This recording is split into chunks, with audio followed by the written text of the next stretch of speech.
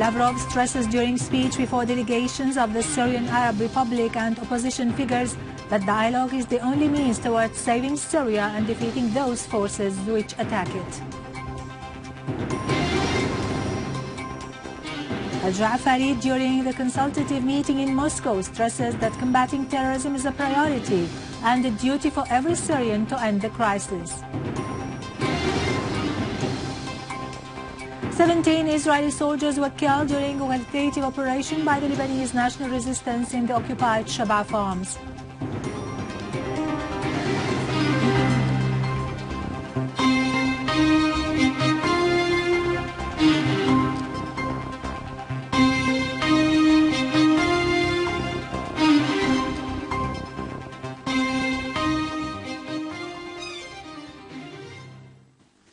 Good afternoon, ladies and gentlemen, and welcome to our news for today.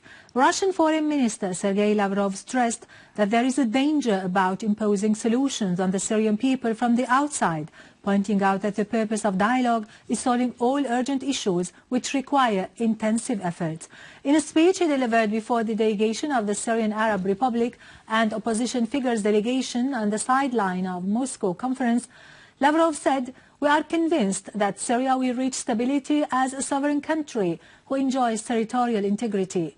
Lavrov renewed his country's stand towards Syria, describing it as permanent and principled as it seeks to find a solution to the crisis by helping the Syrians on the basis of Geneva Statement, adding that all attempts to intervene militarily or otherwise contravenes the spirit of Geneva I Statement.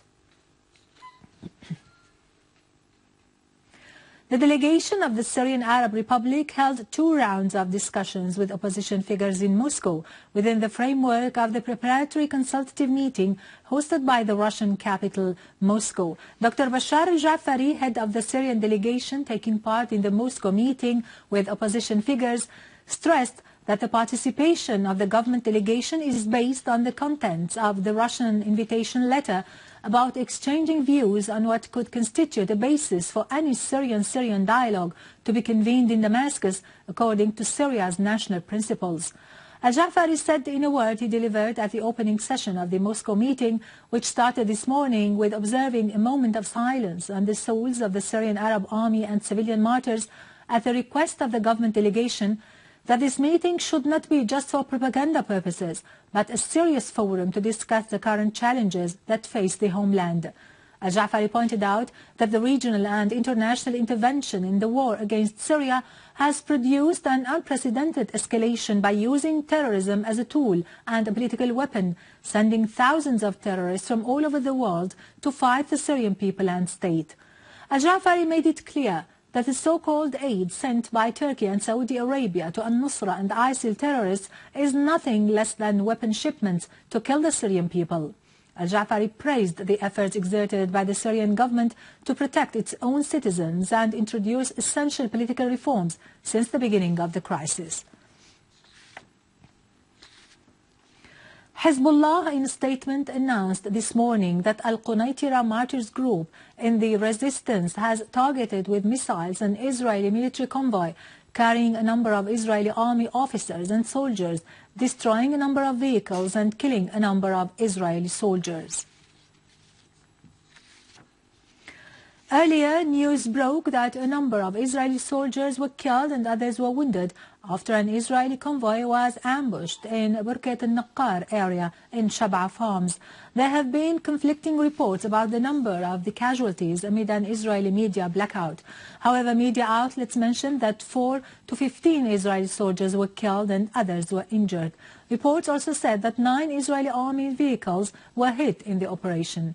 Israeli Occupation Army raised its DEFCON, closed Rosh, Pina and Haifa airports and blocked a number of roads in settlements in northern occupied Palestine, while the Israeli artillery bombarded a number of locations in South Lebanon. Iranian Foreign Ministry renewed its condemnation to the Israeli terrorist attacks on the Syrian territories. Spokeswoman for the Iranian Foreign Ministry, Mardiya Afkham, emphasized that the silence regarding the Zionist terrorist attacks would help their aggravation and would make this entity continue with its aggression. The Iranian spokesperson pointed out that Iran has sent its message about the targeting of the Brigadier General in Iran's Revolutionary Guard, Muhammad Ali al-Baghdadi, and other resistance men by the Israeli entity in al-Quneitira, and this message was carried through the diplomatic channels and was conveyed to the Swiss embassy, being the sponsor of the U.S. interests in Iran.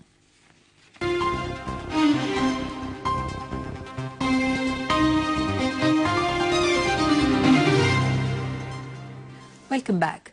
In Iraq, the Iraqi army said it has liberated al-Baghdadi district in Anbar, killing dozens of ISIS terrorists.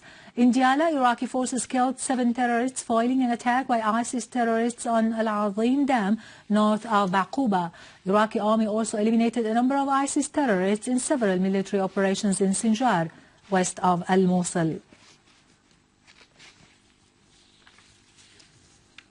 Finally, in Egypt, many people were injured in a series of blasts that took place in Ash-Sharqiyya area. Egyptian police said that the blasts destroyed 4 electricity transformers and inflicted material damage in the place. With this, to conclude our news for today, thank you for watching. For more details about Syria and the region and to view this bulletin again, you can always visit our website in English, syriaonline.sy. Now to latest business at market news with Serena, but after a short break.